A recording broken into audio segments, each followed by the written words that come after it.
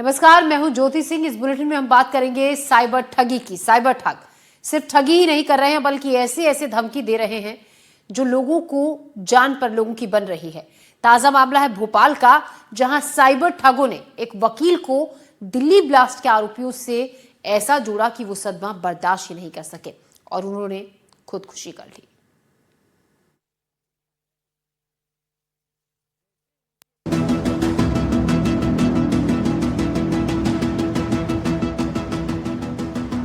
किसी भी धमकी वाली कॉल से जरा सोच समझ कर बात कीजिए, नहीं तो न सिर्फ आपके साथ ठगी हो सकती है, बल्कि आपको बड़े से बड़े केस में फंसाने की धमकी देकर आपको तबाह भी किया जा सकता है। भोपाल में कथित रूप से साइबर अपराधियों के कॉल के बाद एक एडवोकेट ने खुदकुशी कर ली। कॉल करने वाले ने कहा कि आपके खाते से दिल्ली ब्लास्ट के आरोपियों को रुपए दिए गए हैं। इसके बाद 68 साल के वरिष्ठ एडवोकेट शिव कुमार वर्मा ने आत्महत्या कर ली। मौके से पुलिस को एक सुसाइड नोट मिला है, जिसमें लिखा गया है कि किसी व्यक्ति ने फोन पर वकील साहब को बताया था कि दिल्ली में हुई साजिश में तुम्हारा नाम आ गया है, अब जल्द ही तुम्हें गिरफ्तार कर लिया जाएगा, जिसके बाद उन्होंने खुदकुशी जैसा कदम उठा लिया।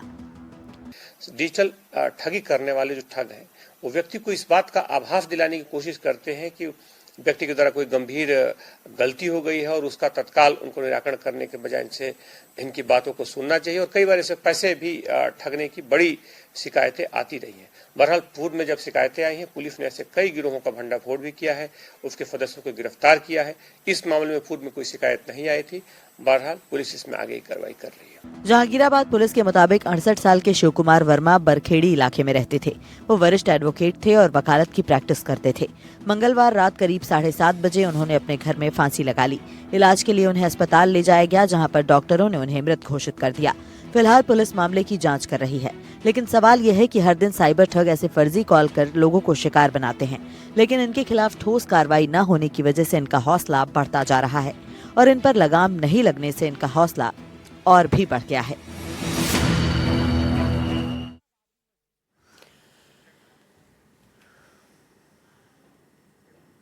और इसी खबर पर ज्यादा जानकारी के साथ आकाश हमारे सहयोगी हमारे साथ जुड़ रहे हैं।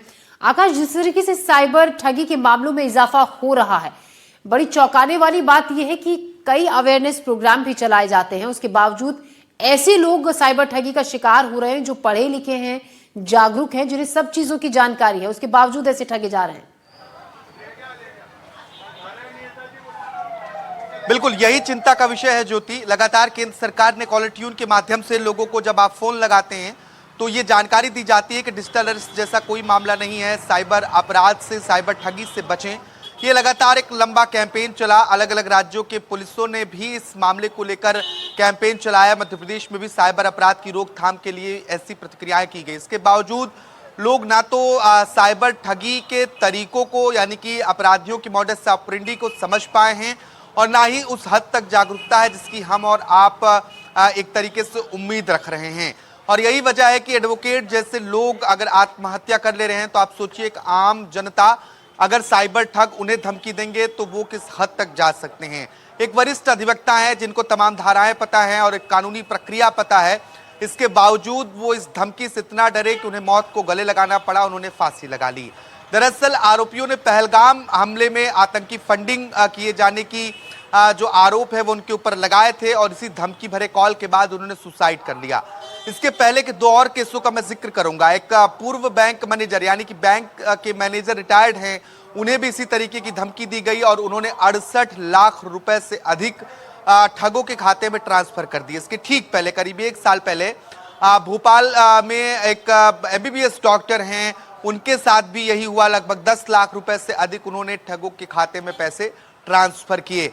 जबकि ऐसे लोगों से हम उम्मीद करते हैं कि कम से कम इन्हें इन चीज़ों को समझना होगा कि साइबर फ्रॉड में जो डिजिटल अरेस्ट खास तौर पर आरोपी का तरीका लंबे समय से अपना रहे हैं, ऐसा कोई तरीका नहीं है। और जो फंडिंग की बात, जिस तरीके के लगातार ये जानकारियां दी जाती हैं कि आपका आतंकी फंडिंग में नाम है, इस तरीके के नामों को अगर आपका नाम आता है, आपके पास कोई कॉल आता है, तो आपको नजदीकी थाने में पहुंचना चाहिए, पुलिस से बातचीत करना चाहिए या फिर डायल 100 से भी संपर्क कर सकते हैं। लेकिन बजाय इसके लोग आत्मघाती कदम उठा रहे हैं जो चिंताजनक हैं। ये 2-3 मामले जो मैंने गिनाए, इसके अलावा भी बहुत अधिक ऐसे मामले हैं जहां जागरूकता की कमी देखी गई है और लोगों ने मौत को गले लगाया है। जो हाल का मामला भोपाल का है, ये वरिष्ठ अधिवक्ता हैं, यहाँ पर किराए से रहते थे। इनकी बेटी कुछ लीवर प्रॉब्लम से जूझ रही हैं, दिल्ली में इलाज कराने के लिए वहाँ रहती हैं। इनकी पत्नी भी वहीं पर थी, बेटा पुणे में रहता है। और इस बीच इस तरीके की धमकी मिली तो वो से सहन नहीं कर पाए, उन्होंने सुसाइड नोट लिखा है। उसमें कई बातों का जिक्र है, भोपाल गैस कांड से लेकर इस धमकी तक का जिक्र उन्होंने किया है। और इन घटनाओं को देखकर लगता है कि अभी भी साइबर फ्रॉड को लेकर, डिजिटल अरेस्टिंग को लेकर जागरूकता की बहुत अधिक जरूरत है। आकाश, लगातार ऐसे मामलों पर जो साइबर एक्सपर्ट्स हैं, आप उनसे भी बातचीत करते रहे हैं ऐसी खबरों पर, क्या कहते हैं साइबर एक्सपर्ट जो हैं?